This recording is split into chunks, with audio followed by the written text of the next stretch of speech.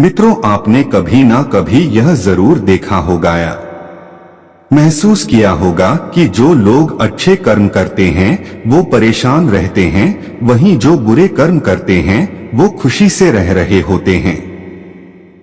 अच्छे कर्म करने वाले परेशान होते हैं कि आखिर उन्हें इतनी परीक्षा क्यों देनी पड़ रही है, जबकि जो अधर्म की राह में हैं वो खुश हैं और जिंदगी का लुत्फ उठा रहे हैं।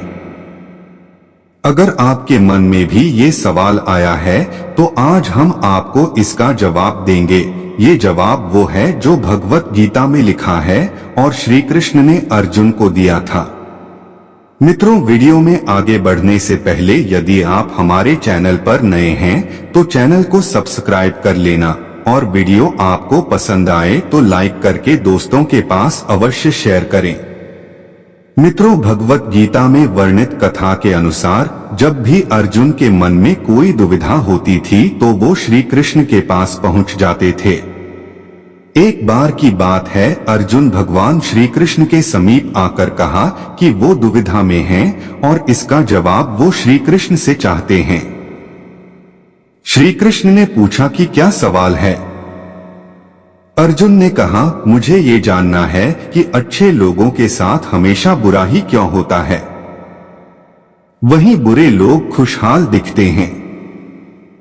अर्जुन के मुंह से ऐसी बातें सुनकर श्री कृष्ण मुस्कुराए और कहा, मनुष्य जैसा सोचता है और महसूस करता है वैसा कुछ नहीं होता है, बल्कि अज्ञानता की वजह से वो सच्चाई नहीं समझ पाता है। अर्जुन उनकी ये बात समझ नहीं पाए। इसके बाद श्री कृष्ण ने क्या कहा वो जानते हैं। श्री कृष्ण ने अर्जुन से कहा, पार्थ, मैं तुम्हें एक कथा सुनाता हूँ, उसे सुनकर तुम समझ जाओगे कि हर प्राणी को उसके कर्म के हिसाब से ही फल मिलता है। प्रकृति हर किसी को अपनी राह चुनने का मौका देती है। अब वो मनुष्य की इच्छा पर निर्भर करता है कि उसे धर्म की राह चुननी है या अधर्म की। कथा शुरू करते हुए श्री कृष्ण ने कहा, एक नगर में दो पुरुष रहा करते थे। एक पुरुष व्यापारी था जिसके जीवन में धर्म की बहुत महत्ता थी। वो पूजा पाठ में यकीन रखता था।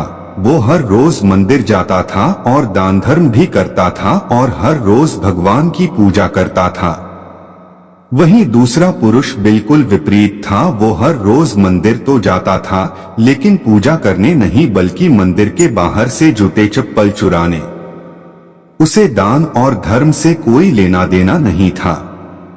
समय बीतता गया और एक दिन बहुत जोर की बारिश हो रही थी। इस वजह से मंदिर में पुजारी के अलावा कोई नहीं था। ये बात जब दूसरे पुरुष को पता चली तो उसने कहा कि ये सही मौका है मंदिर का धन चुराने का। पंडित से नजर बचाकर उसने मंदिर का सारा धन चुरा लिया। उसी समय धर्म कर्म में विश्वास रखने वाला व्यक्ति भी मंदिर पहुंचा। दुर्भाग्य से मंदिर के पुजारी ने उसे ही चोर समझ लिया और चिल्लाने लगे।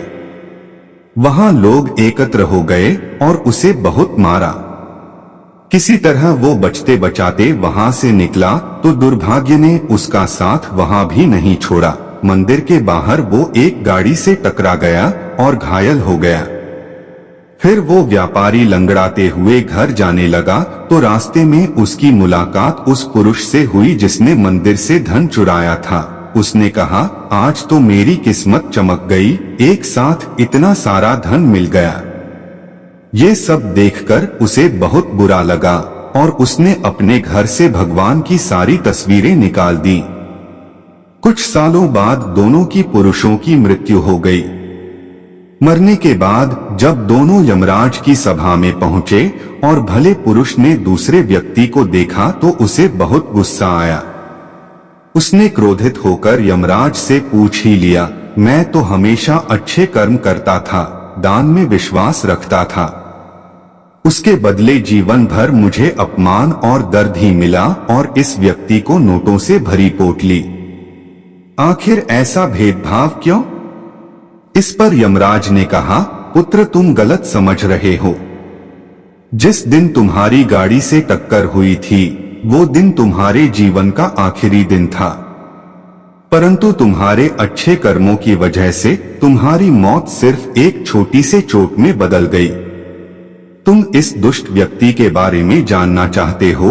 दरअसल इसके भाग्य में राजयोग था, मगर इसके कुकर्मों और अधर्म की वजह से वो सिर्फ एक छोटी सी धन की पोटली में बदल गया।